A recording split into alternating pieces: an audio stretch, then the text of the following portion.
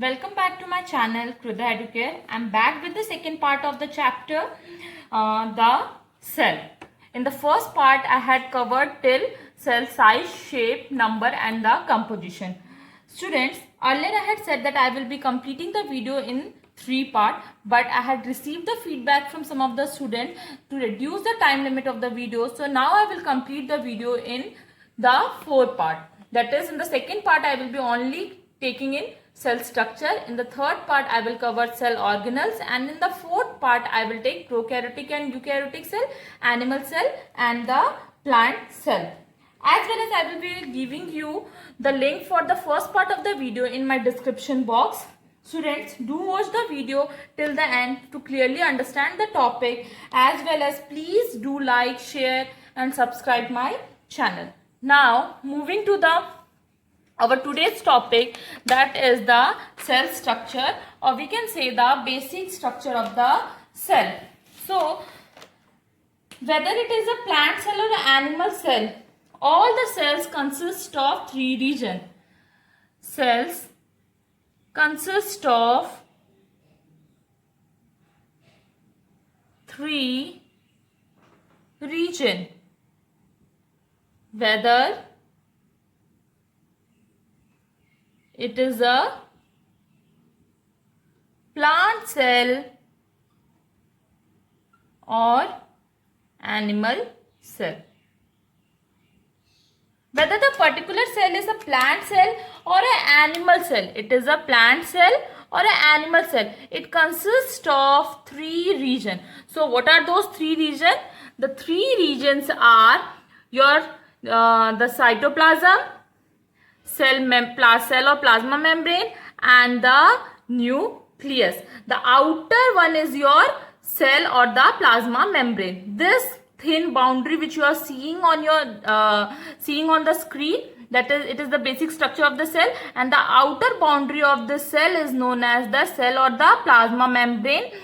And see, it is cell membrane, it is the outer covering of a cell. The next one is your cytoplasm. Cytoplasm is basically a jelly fluid like substance. The green color dots which you can see, they are basically the green fluid jelly substance that are present inside the cell. That is the cytoplasm, jelly like substance. And your third one is the nucleus. Nucleus is basically situated at the center of the cell, and it is the chief controlling center. It is a chief controlling center. It is called a chief controlling center because it governs all the cellular activities. All the cellular activities which are performed inside the cell are controlled by our nucleus. That's why it's also known as chief controlling center. Now I will clearly describe one by one all the 3. The first we will take with the plasma membrane. Okay. So now the plasma membrane,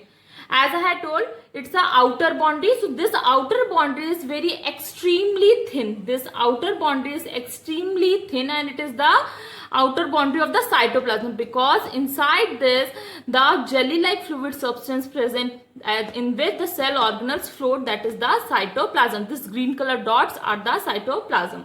Okay. Now the principal components are lipids and the protein. This outer boundary, that is the cell membrane, is made up of lipids and the protein. The constituents is of lipids and protein, and it is composed of phospholipid bilayer. Phospholipid bilayer means there are the 2 layers of phospholipid back to back. 2 layers of phospholipid back to back. That's why it has a bilayer structure, and it is living, semi-permeable as well as selective permeable. Selective permeable, or you can also say partially permeable. It is living, semi-permeable as well as selective permeable, or you can also say it is partially permeable. So it is known as semi-permeable because it allows only the solvent molecules to pass through it. Because allows only solvent molecules to pass. It is semi-permeable because it allows only the solvent molecules to pass through it. It restricts the movement of the solute. It restricts the movement of the solute and allows only the solvent to pass through it. Okay, and as it regulates the movement of the molecules in and out, the cell membrane regulates the movement of the molecules in and out due to that small pores present on its surface. Due to the small pores, there are small pores which are present on its surface. This small pores allows the substance to get in and out, and it is semi-permeable in nature. That means it will only allow the solvent molecules to pass through it, as well as it is selectively and partially permeable because it will select what to go inside the cell and what not to go inside the cell. So this semi-permeable, partially selective and selectively permeable cell membrane will allow what the substance can get in and what the substance can come out of the cell. Now the last one, its basic function is it acts as a mechanical barrier between the external and the internal environment of the cell. It acts as a mechanical barrier between the external, outside of the cell, and the internal of the cell and protects the inner cell contents. All the contents, all the cell organelles which we will learn after this cell structure. So all those cell organelles are present on this cytoplasm. So it protects all the cell contents from the outer shock. So it acts as a mechanical barrier. So this is all about your plasma membrane. So the next one is your cytoplasm. Now we will continue with the cytoplasm. So the cytoplasm, the jelly fluid-like substance which is present inside the cell, in which all the cellular organelles are suspended, basically occupies the major part of the cell, and it is limited on the outside due to the cell membrane. It is limited inside only and could not come outside due to the cell membrane. The outside by the cell membrane. And this cytoplasm is basically the living component of the cell, and it consists of transparent semi-fluid. It is a jelly-like substance, that means it is semi-fluid in nature. It consists of transparent, the fluid is transparent and it is a semi-fluid, and this small green dot shows that it is a granular structure. Granules are present inside the cytoplasm. They are just suspended in this fluid-like substance. Cytoplasm contains a number of important tiny structures called cell organelles and cell inclusions. The cell organelles as well as the cell inclusions both are suspended in this cytoplasm. So now what is the difference between the cell organelles and the cell inclusion? The key difference between cell organelles and inclusions is that the cell organelle is a living component, whereas the cell inclusions are the non-living.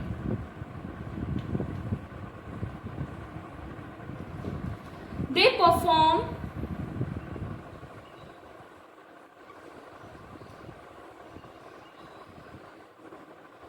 certain functions. They perform certain functions and act as cellular machine.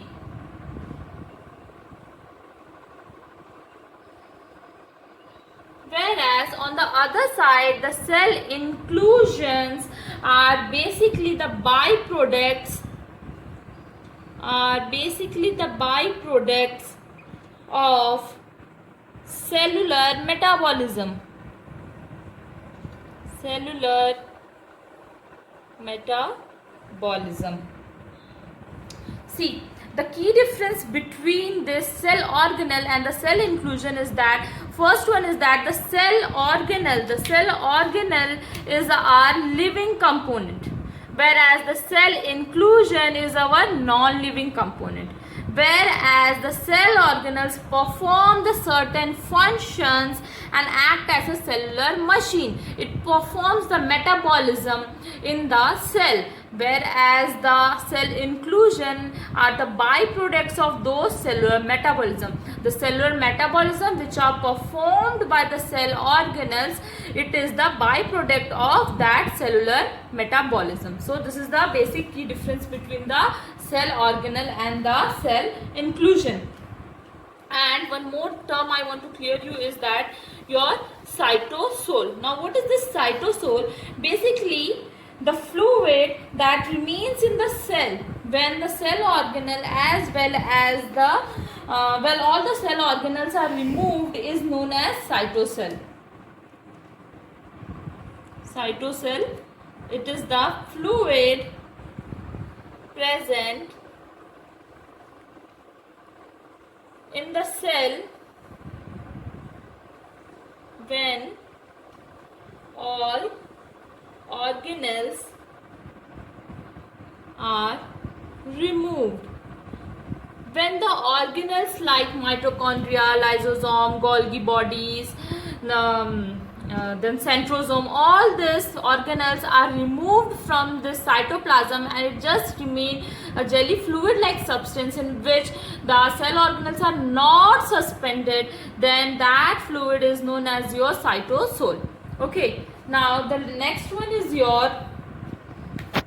the main component of the cytoplasm. This cytoplasm is semi-fluid in nature, or you can say it is a jelly-like substance. That's why its main component is water, and the quantity of water is up to 90%. Apart from that, in the 10% there are proteins, fats, carbohydrates and the inorganic materials present in this cytoplasm. Okay, and the next one is all the biochemical reactions. All the biochemical reactions takes place in the cytoplasm. Now, all the biochemical reactions takes place in the cytoplasm. Why do those biochemical reactions takes place in the cytoplasm? It is because of the cellular organelles. It is because of the cellular organelles which are present in the cytoplasm, such as your mitochondria, Golgi bodies, then your ER, endoplasmic reticulum, then your ribosomes,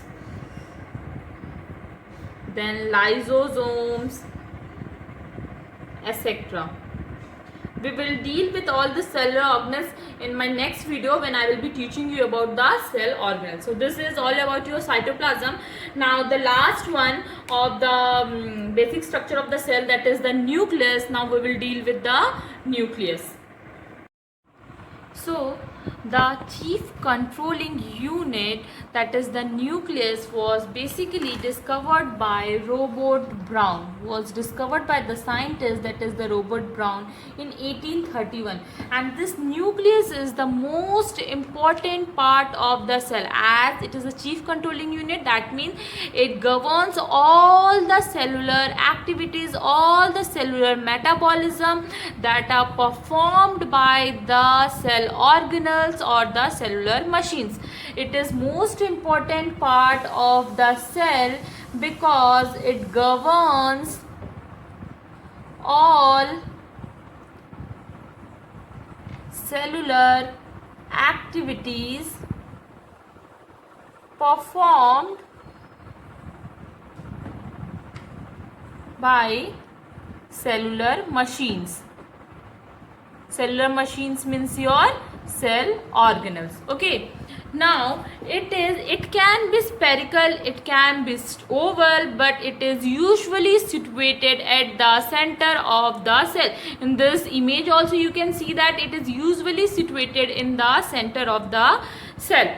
Now apart from this, there are certain cells like your the sieve tube of your vascular bundles.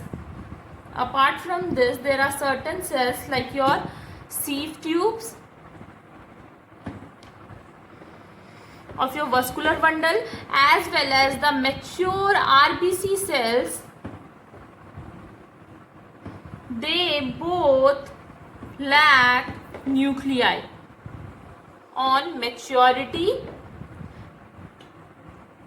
and thus degenerate, because a cell without a nucleus cannot be living for a longer time. So this is all about your nucleus. Basically the nucleus has the 4 components. You can see in this diagram. See, this is your nucleus. This nucleus is basically like this. It has the 4 components in it. That is your nucleoplasm, nuclear membrane, nucleolus, and the chromatin material. The 4 components are your nucleoplasm, nuclear membrane, this is nucleolus, and your chromatin material. Now we will move with the nuclear membrane.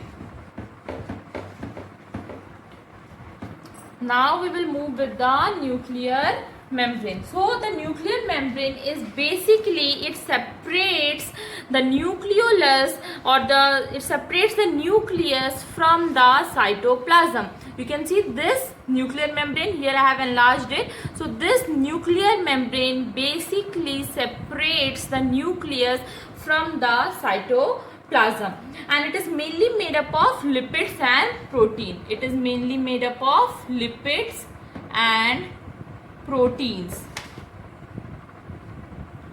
It separates nucleus from cytoplasm.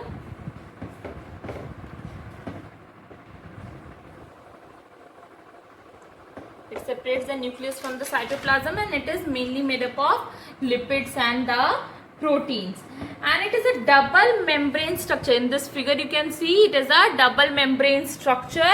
In this double membrane structure there is a gap between the outer membrane and the inner membrane. You can see this gap. There is a gap between the outer membrane and the inner membrane. Apart from this, nuclear membrane has several pores. These pores, they are known as the nuclear pore, has the several pores present on its surface to allow the in and out movement of the molecules from the cytoplasm as well as from the nucleoplasm, to allow the in and out of the molecules from the cytoplasm inside the nucleus and from the nucleoplasm to out of the nucleus in the cytoplasm.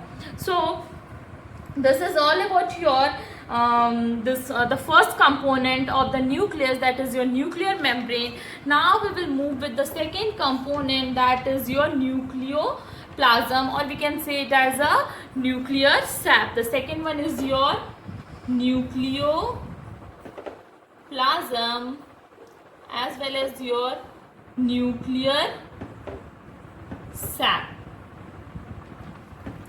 So this nucleoplasm or nuclear sap is the cytoplasm within the nuclear membrane. The cytoplasm within the nuclear membrane is known as your nucleoplasm, as the cytoplasm within the cell membrane is your cytoplasm. Now the fluid like substance, the jelly fluid like substance present inside the nuclear membrane is known as your this nucleoplasm or the nuclear sap, in which the chromatin material, this red thread like structure is known as your chromatin material. The chromatin material as well as your nucleolus remain suspended. In nucleoplasm, the chromatin material as well as your nucleolus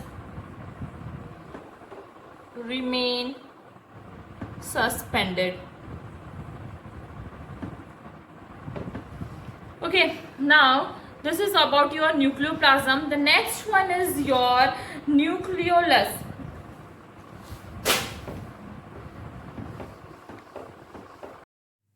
So this nucleolus, the next component, the third component, nucleolus is basically a spherical body. Nucleolus. This nucleolus is basically a spherical body which is present inside the nucleus, and it lacks the membrane. It does not have a membrane. It lacks membrane, and it is rich in proteins and RNA. It is rich in proteins and RNA. This RNA, it is rich in protein and RNA because it helps in the formation of ribosomes, and it helps in the formation of ribosomes, helps in formation of ribosome, and for this reason it is rich in protein, because ribosomes are the site of protein synthesis, are the site of protein synthesis, are the site of protein synthesis. So this is all about your nucleolus. Now we will move with the last component of the nucleus, that is your chromatin material. So this chromatin material, last component, chromatin material. So this chromatin material is basically the thread-like structures present inside the nucleus known as the chromatin. The thread-like structures present inside the nucleus is the chromatin, and it's mainly composed of DNA. This chromatin is mainly composed of DNA. That is the deoxyribonucleic acid, and its main function is to store. The main function of the chromatin material is to store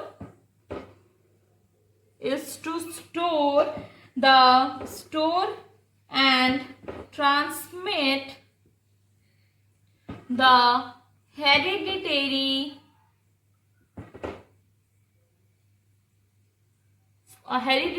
informations from one generation to another.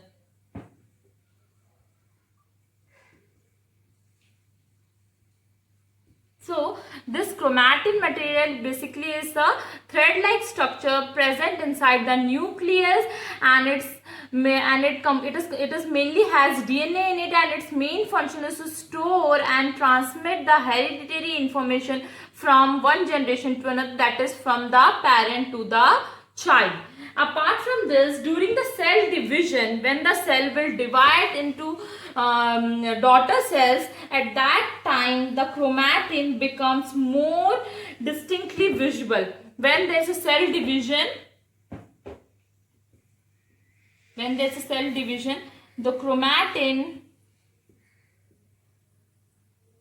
becomes visible, clearly visible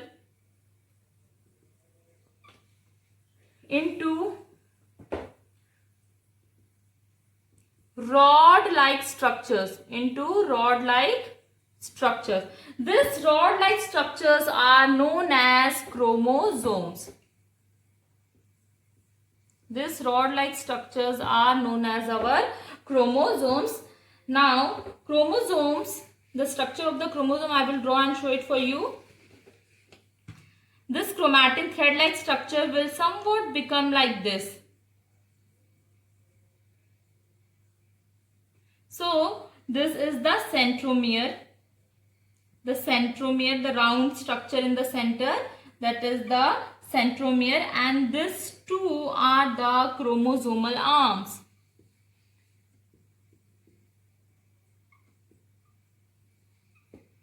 During the cell division, the chromosome becomes distinctly visible into this centromere and the chromosomal arms.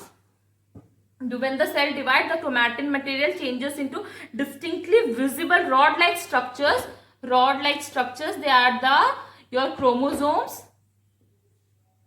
and this is the structure of your chromosome.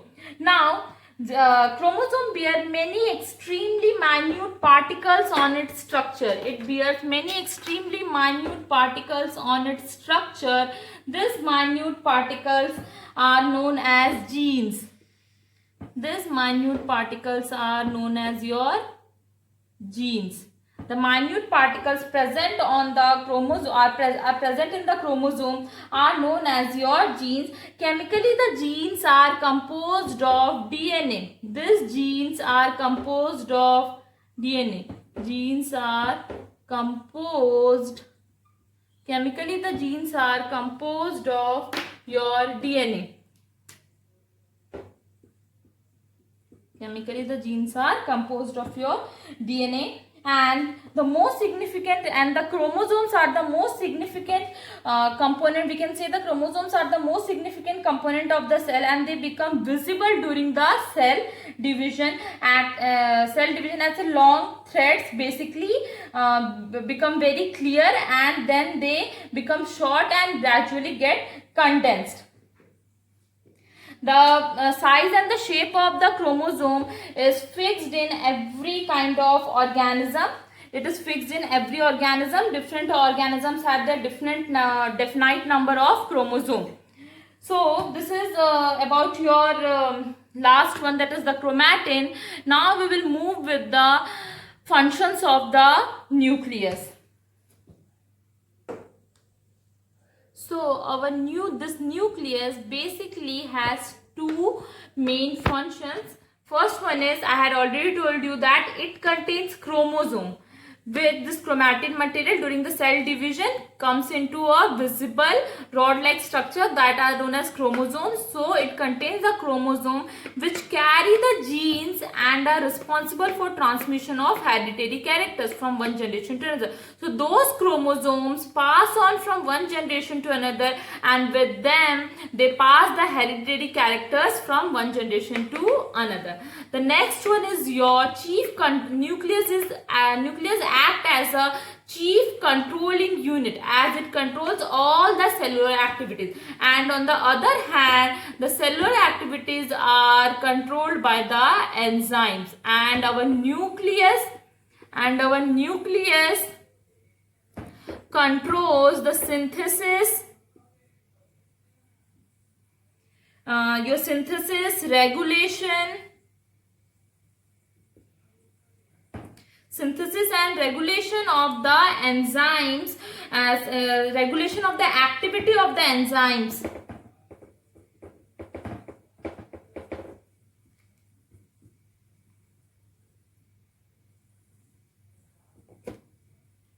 So it is the chief controlling unit, as it controls all the cellular activities, and the cellular activities which in turn are controlled by these enzymes, and the nucleus controls the synthesis and regulations of the activity of the enzymes.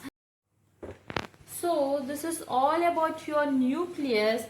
Now lastly, I would like to take one topic, that is your cell wall. Although I skipped it earlier because it is mainly present only in the plant cell, and our animal cell lacks the cell wall. So I thought of taking it at the last. Now about the cell wall. Cell wall is basically a rigid non-living boundary wall outside the cell membrane.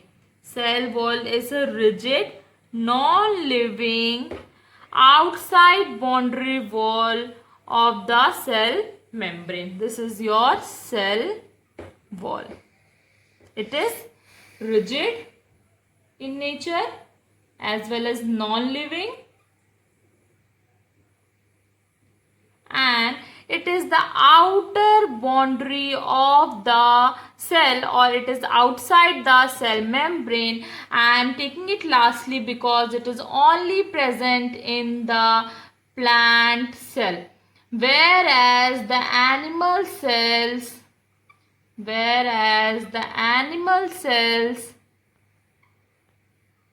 lack cell wall. This cell wall is permeable in nature. This cell wall is permeable in nature. That means it will allow the solvent as well as solute to pass. That is your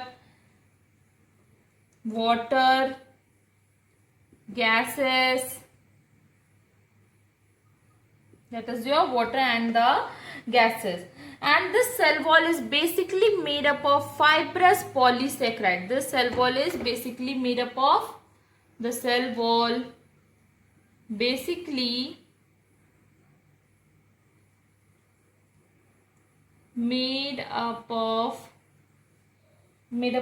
polysaccharides.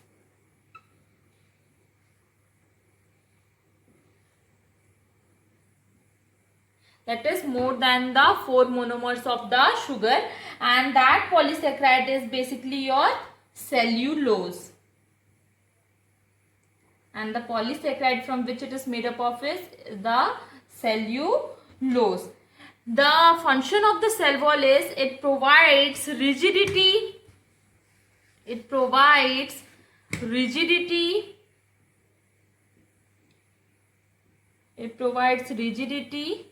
As well as it provides the structural strength,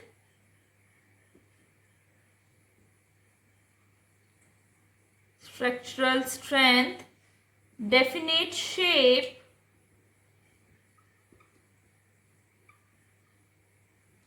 to the cell. It provides rigidity, structural strength, and the definite shape to the plant cell. This is due to the cell wall. And in fungi, the cell wall is basically made up of a chitin. And cell wall in case of a bacteria is a very complex component made up of muramic acid.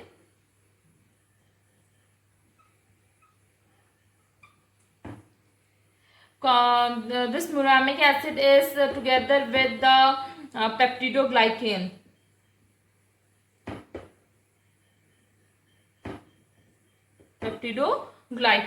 So this is all about your cell wall, which I have taken at the last.